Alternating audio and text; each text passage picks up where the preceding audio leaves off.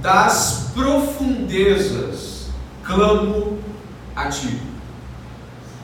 O Salmo 130, verso 1, evoca um clamor onde o salmista, em um brado, pede que o Deus o ouça. A palavra latina, profundus, é uma palavra que prescruta a uma condição interior da alma humana, e nesse caso o salmista se lança a Deus pedindo que do mais íntimo e mais profundo ele possa ser ouvido.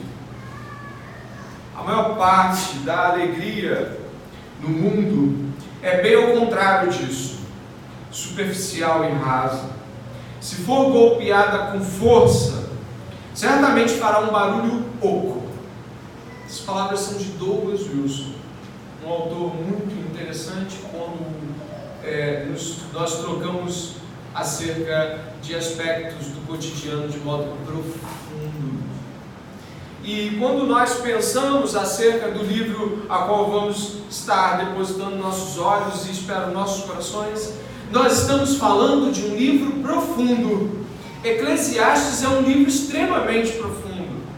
Esse livro desse grande pensador hebreu, dessa grande mente dos hebreus, né, Salomão, esse livro traz uma realidade onde a alegria existe, mas ela é uma alegria pensante, é uma alegria a pensar. E nós, quando estamos diante de Eclesiastes, nos amedrontamos muitas vezes. É uma alegria que não retrocede diante de questões difíceis da vida. E Salomão, e caso você não tenha ouvido falar de Salomão, talvez tenha ouvido falar de seu pai, Davi, rei de Israel. Salomão, neste livro, fecha todas as vias possíveis, vias que eu tento fugir quando me encontro diante da realidade. Salomão vai fechando os caminhos e te afunila diante do que é real. O livro de Eclesiastes mostra diversas vezes que é possível sim desfrutar a vida, mas que quando você desfruta a vida por ela mesma, o profeta, o autor diz, vaidade. Ele clama em pulmões abertos, é vaidade. Desfrute a vida pelo que você acha que ela é, e no final você encontrará vaidade. Emílio Garófalo, pastor da Igreja Presbiteriana Semear, diz algo importante sobre isso, principalmente sobre esse livro. Ele diz assim: muitos cristãos amam salmos. Quem nunca se viu recitando um salmo?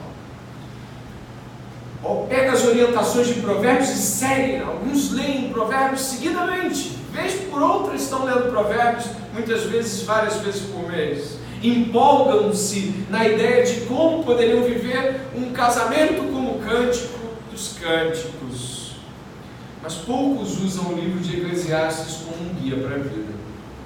Verdade seja dita, esse livro é tido por muitos como mal-humorado e pessimista. É tido como um livro onde você vai estar diante de uma dor maior que a sua. E cuidado quando se aproximar de Eclesiastes, ele pode derrubá-lo. A verdade é que Eclesiastes ocupa um lugar um pouco como um nimbo nas nossas escolhas devocionais.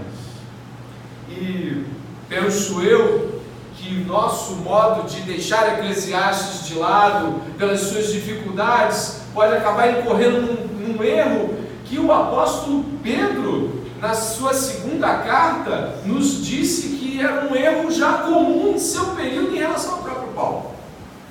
Pedro, sobre a dificuldade de ler Paulo, diz assim: ele, Paulo, escreveu a vocês segundo a sabedoria que lhe foi dada, ao falar a respeito desses assuntos, como de fato costuma fazer em todas as suas cartas. Nelas há certas coisas difíceis de entender, que aqueles que não têm instrução e são instáveis deturparão, como também deturparão as demais escrituras para a própria destruição deles. Sabe o que Pedro está dizendo? Que as pessoas costumam criticar, naquela época já, os ensinos de Paulo. É muito difícil, ninguém entende.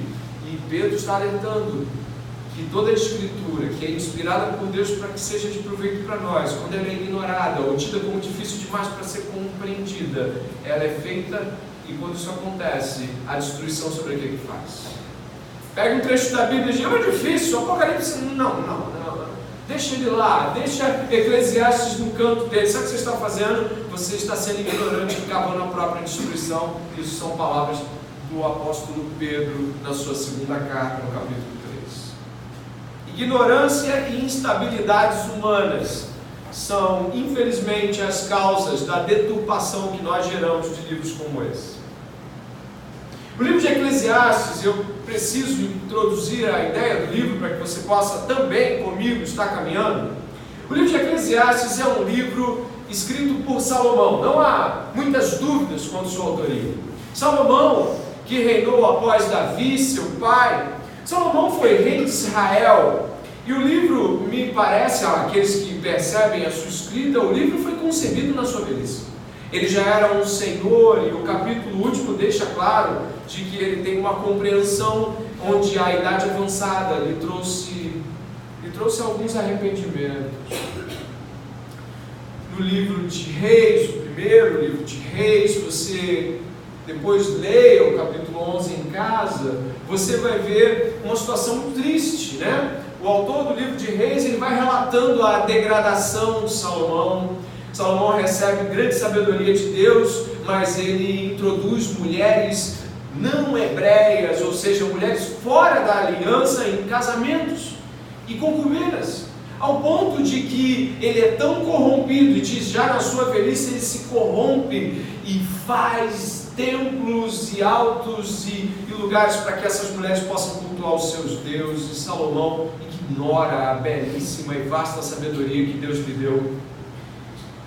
Ele não perseverou no caminho de seu pai, diz o autor do livro de Reis. O pecado de Salomão foi pelas paixões de seu coração. E é interessante observar isso, porque se por um momento você lê Salomão falando ali das suas loucuras, e você lê o livro de Reis reprovando Salomão, são 600 anos depois que você vai ver o juízo de Deus sobre as sequelas deixadas pelas abominações que Salomão cometeu.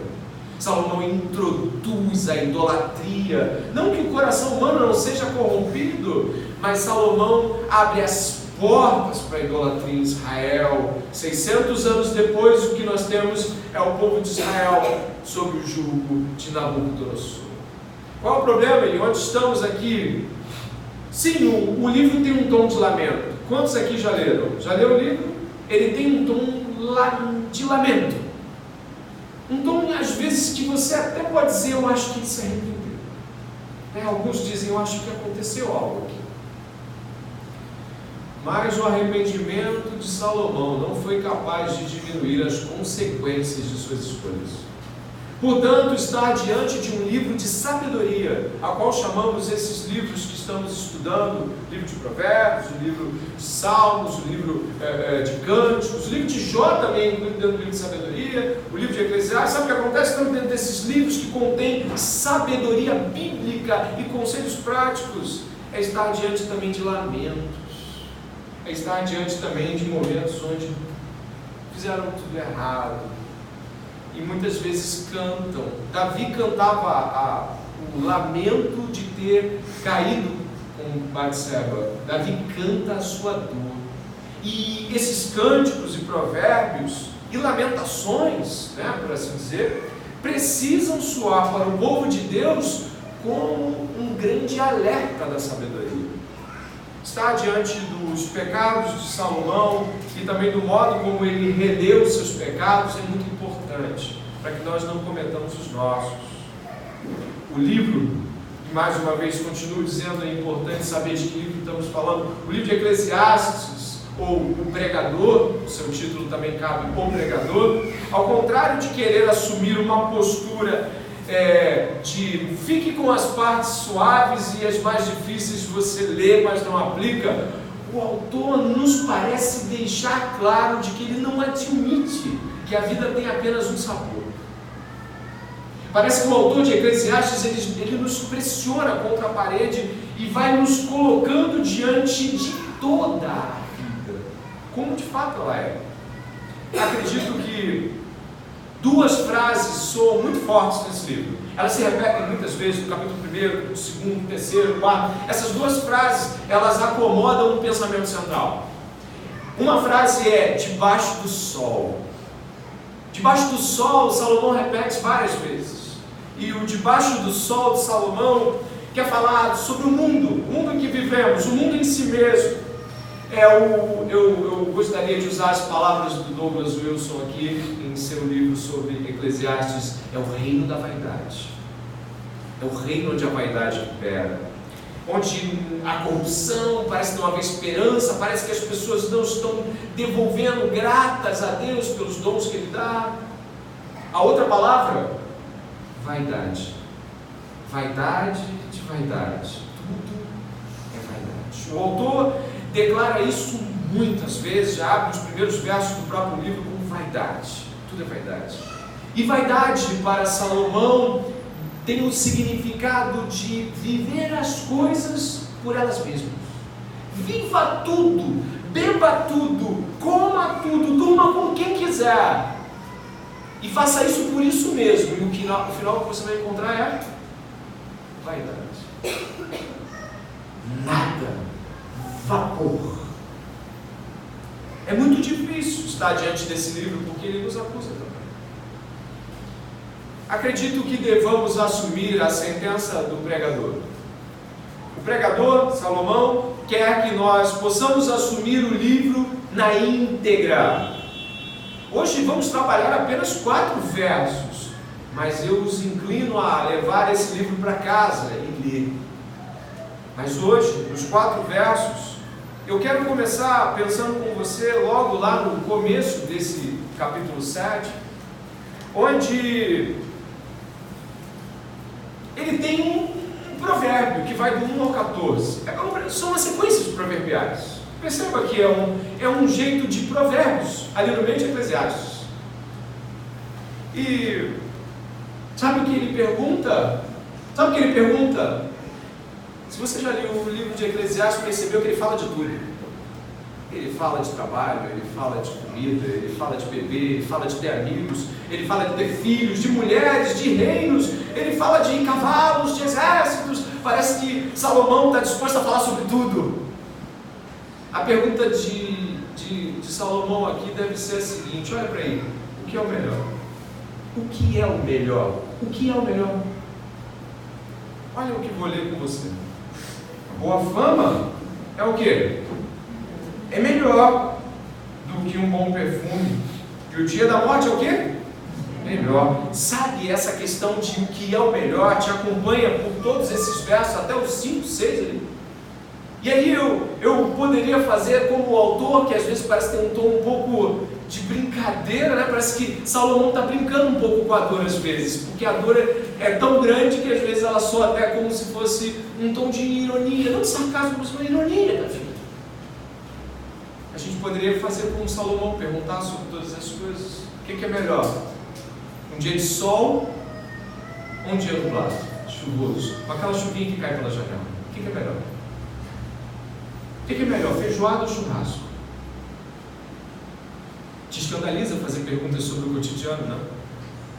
Porque a Bíblia parece soar mais sobre graça e justificação do que sobre coisas normais. E é por isso que Salomão nos provoca. O que é melhor? Um dia na praia ou um dia na montanha? O que é melhor? Coca ou Pepsi? Fácil. O que é melhor, Android ou iPhone? Pastel ou pão de queijo? Está pensando, né?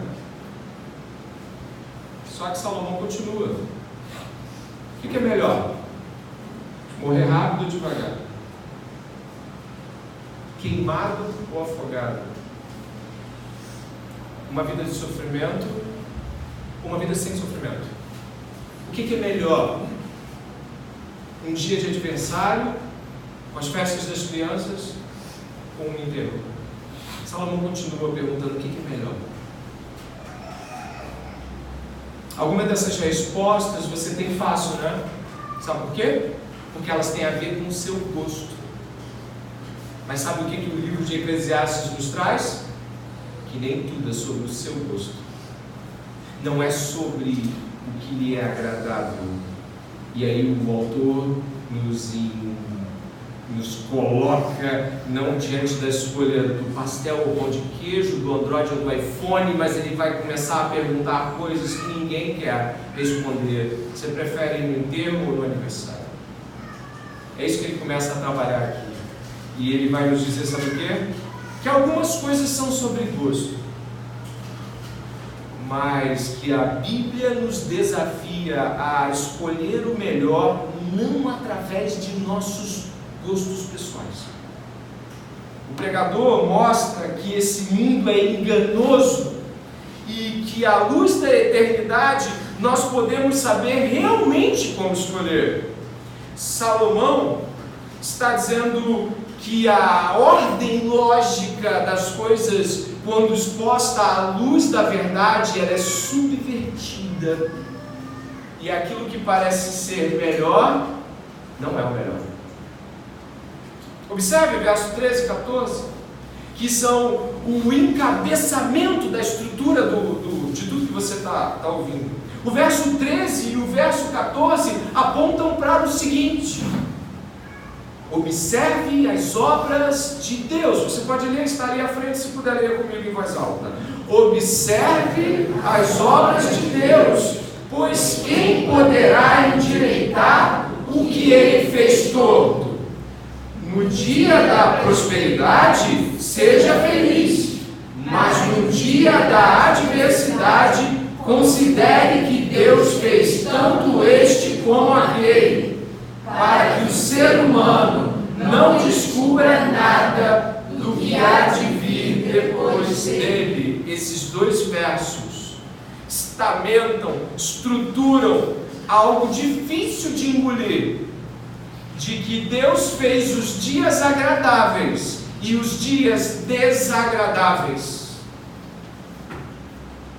de que Deus fez para nós um dia onde está tudo, diria Douglas Wilson, ainda em um dos seus livros, não sobre Eclesiastes, mas ele fala: Deus parece que faz uns dias fofos.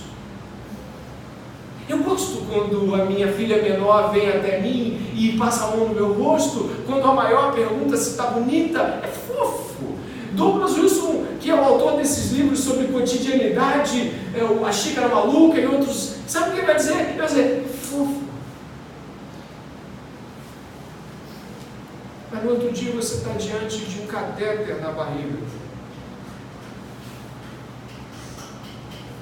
Onde está o dia fofo?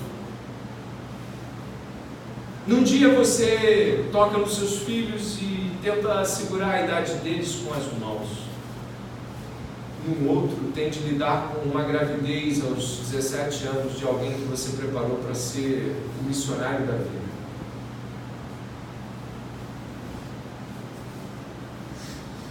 E incrivelmente, a teologia do nosso coração é assim: quando as coisas estão bem e agradáveis, Deus está comigo. Quando as coisas não estão bem, Deus não está comigo.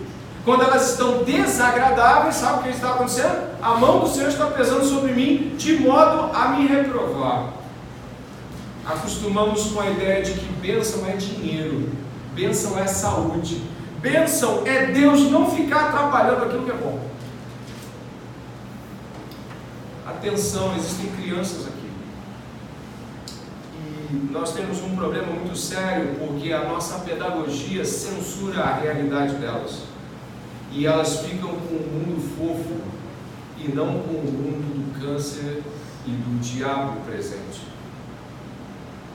Salomão chega a uma idade onde há cânceres, amputações e dias fofos.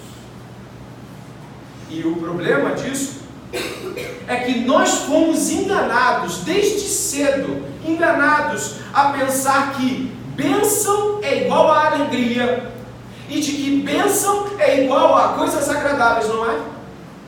Deus está te abençoando, coisas agradáveis. Deus está te abençoando, você está com saúde. Deus está te abençoando, você conseguiu uma nova porta de emprego, um trabalho seguro. Olha, Deus está te abençoando.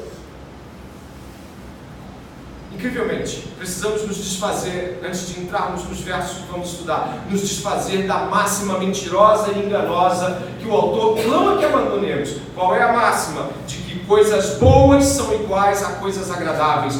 Não! Coisas boas não precisam ser agradáveis.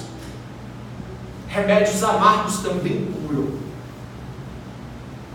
Portanto, estar diante do autor é ter a certeza de que Deus cumpre seus propósitos diante de sabores desagradáveis da vida. E de que, embora nós possamos ter dias fofos, não podemos censurar das crianças e nem de nós mesmos que o mundo e a pedagogia de Deus incluem a dor em níveis máximos. Não sei se você conhece a história dele, mas é uma história muito conhecida. Jó, certa vez, depois da segunda investida de Satanás, sabe o que aconteceu? A mulher dele falou assim: você está cheio de câncer no corpo, nossos filhos morreram em nossas casas, acabou tudo, acabou o boi, acabou tudo, Jó, acabou tudo, Jó. Amaldiçoa teu Deus e morre. Teologia dela é: olha quanta coisa desagradável, a mão de Deus está contra você. Não é assim que os amigos também viram? Você ainda conserva a sua integridade, Jó? Amaldiçoa a Deus e morra. Ele responde: você fala como uma doida. Temos recebido de Deus o bem, por que não receberíamos também o mal? Essa teologia ninguém quer levar para casa. E essa teologia não nos parece a teologia que foi pregada aos nossos corações desde o tempo que disseram que Deus e Papai Noel eram muito parecidos. Só que ela se esvai ao ler Eclesiastes. Salomão aponta para uma construção de realidade que é no mínimo atordoadora. E se você observar o verso 1, 2, 3, 4 e 5, eles são de uma cristologia magnífica.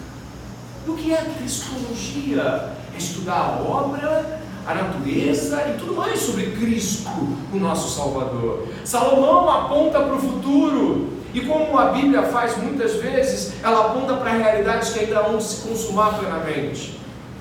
O livro de Eclesiastes, ele é real e cru e visceral, do jeito que a cruz é. Se você puder me acompanhar nos versos que se seguirão, vai ter um confronto com a realidade de Deus.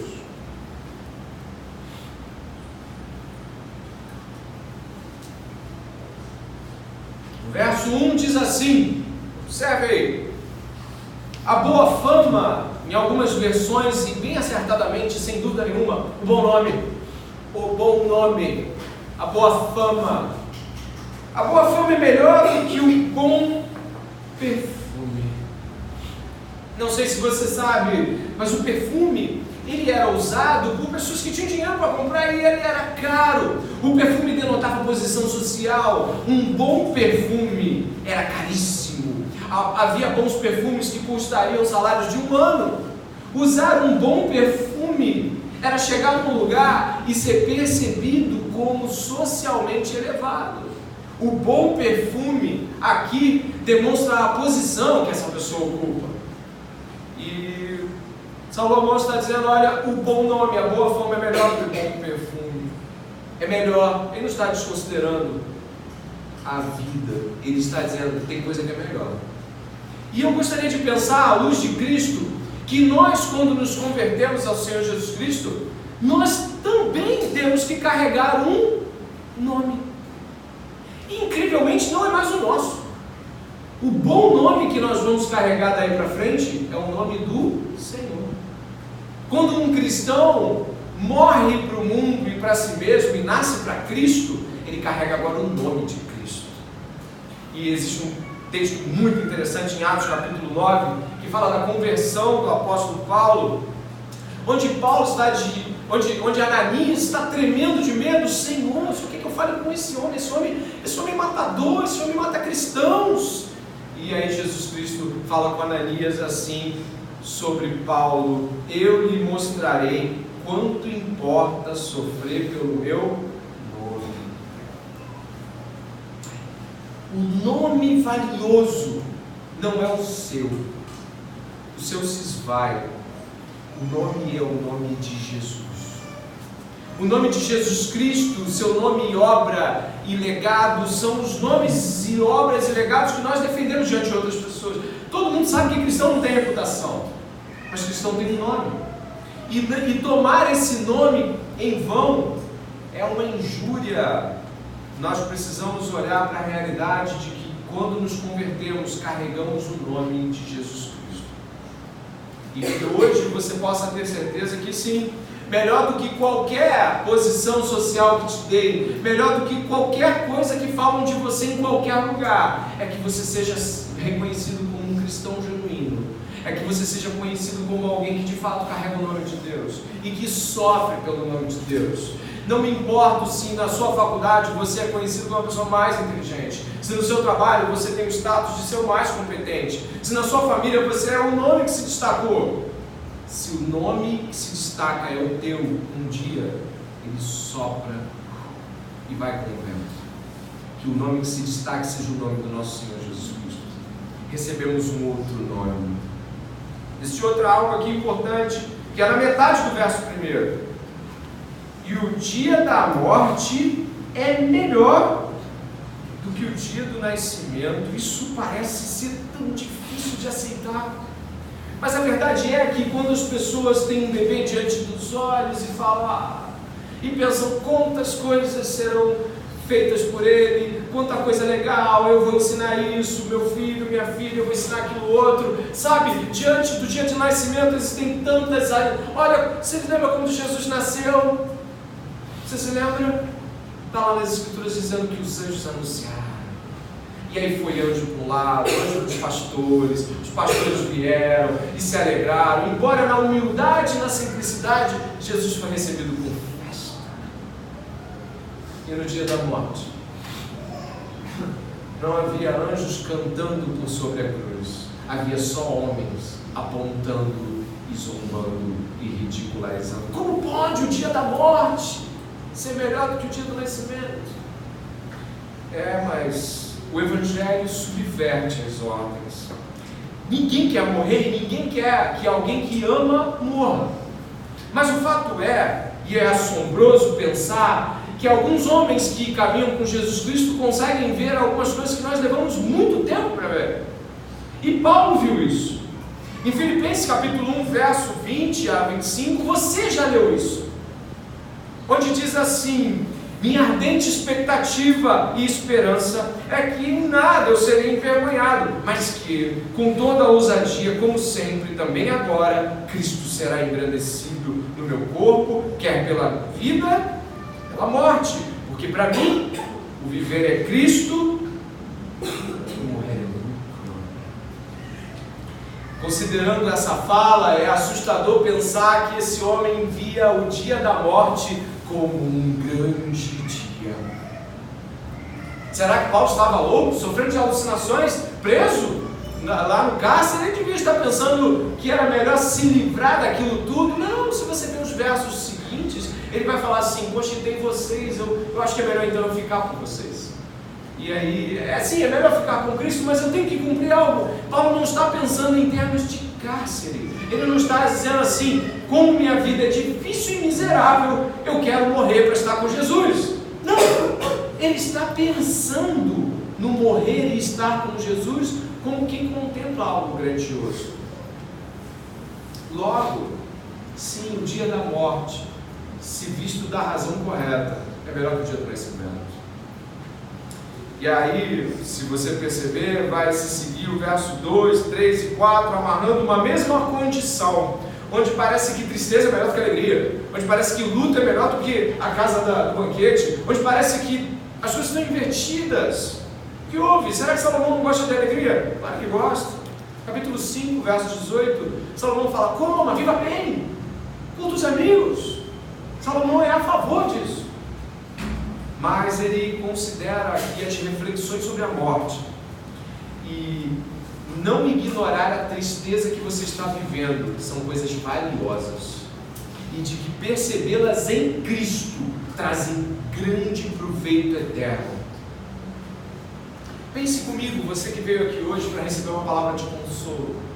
Pense que a palavra de consolo é: está doendo, está difícil. Puxa, que bom que Deus te mandou um dia difícil, porque é um dia difícil mandado pelo Senhor. Está insuportável a dor? Nossa, com isso você talvez possa lembrar da cruz do nosso Senhor. Que oportunidade para memoriá-la. Nós não vemos as coisas como vindas do Senhor e por isso não agradecemos. O terceiro ponto é o que vai do verso 2 até o verso 4, 5. Melhor é ir à casa onde há luto do que ir à casa onde há banquete, pois naquela se vê o fim de todas as pessoas, e que os vivos a tomem em consideração. Melhor é a mágoa do que o riso, porque com a tristeza do rosto se melhora o coração. O coração dos sábios está na casa do luto, mas o dos insensatos na casa da alegria. Olha, veja só comigo, onde o nosso coração hoje pode se sossegar ao ouvir as Escrituras dizendo que quando você vai num enterro, você ganha mais do que ir a uma festa de aniversário. Será mesmo que as Escrituras não perderam a razão? Não perderam, não. E Jesus Cristo nos salienta isso no Evangelho de João, capítulo 16, verso 20 e 22. Jesus aponta para o fim e diz para aquelas pessoas muito tristes de que haverá um fim proveitoso e de que elas podem se alegrar mesmo diante da dor iminente. Jesus está a poucas horas de ser morto, torturado, esmagado, envergonhado. Jesus está a poucas horas de estar separado do Pai por nossos pecados. Ele está a poucas horas de viver a dor indizível, a vergonha inconcebível. Ele está a poucas horas e está sendo real com as pessoas. Ele não está tentando dizer para elas: vai passar. Não, ele diz: vai doer. Vocês vão ficar muito tristes, mas o mundo vai se alegrar. Esse é o significado. Paulo, na segunda carta de Coríntios, diz que a dor com que nós passamos e a consolação que Deus nos dá serve para outros. É uma vida que não é para si. Olha o que Jesus Cristo diz aqui, eu coloquei aqui para que você pudesse ler. Diz assim, o próprio Senhor: em verdade, lhes digo que vocês vão chorar. Olha o que ele está dizendo: vocês vão chorar e se lamentar, mas o mundo se alegrará. Vocês ficarão tristes, mas a tristeza de vocês se transformará em alegria. A mulher, quando está para dar à luz, fica triste, porque chegou a sua hora, mas depois de nascida a criança, já não se lembra da aflição, pela alegria de ter trazido alguém ao mundo. Assim também, agora vocês estão tristes, mas eu os verei outra vez, e o coração de vocês ficará cheio de alegria, e ninguém poderá tirar essa alegria de vocês. Isso é cristianismo! Isso é verdade! É diante da dor intensa e do caos iminente, a esperança. Ele irá voltar. Nossas tentativas de ler um livro de Eclesiastes, onde a gente tenta passar a mão em cima do autor e livrar a cara de Salomão. Não, você tem que entender que Salomão estava passando um período aqui. Não é? Ele não estava bem, ele escreveu umas coisas ali, ele estava um pouco... Não, ele estava bem lúcido.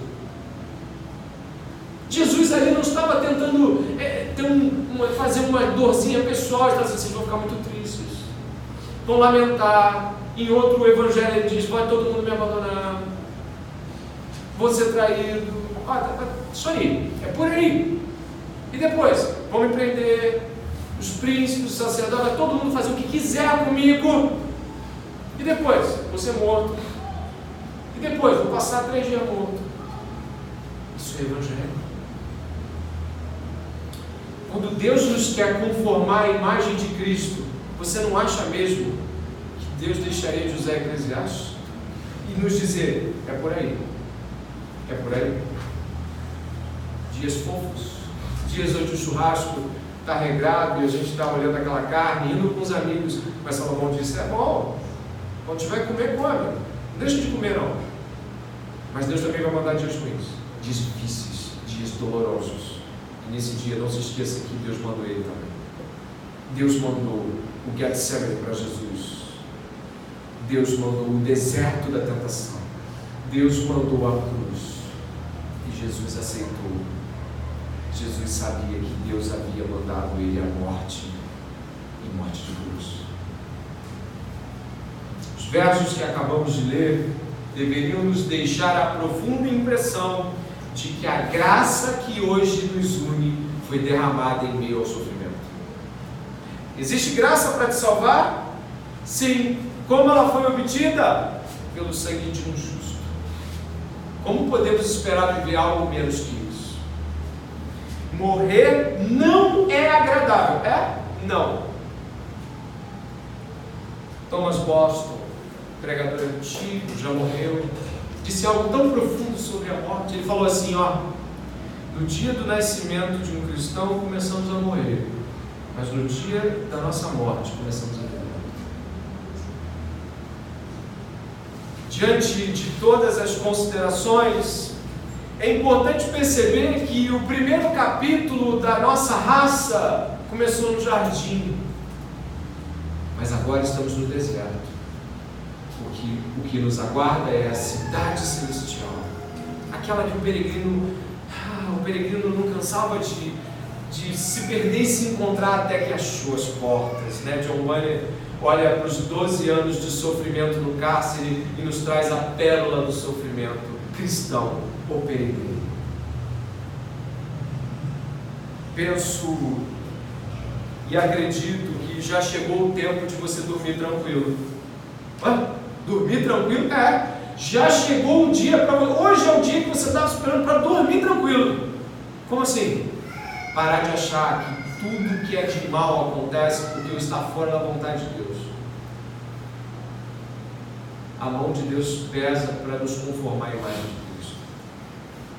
Que hoje você possa aceitar o sofrimento e não fazer como a esposa de Jó, pedindo que ele amaldiçoasse a Deus porque as coisas não estavam no lugar.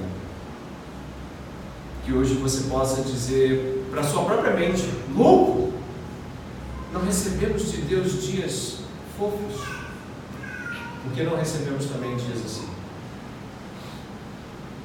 Eu termino com uma pergunta: o que é melhor? O que é melhor? O que é melhor? Você pensou hoje? O melhor é Jesus Cristo.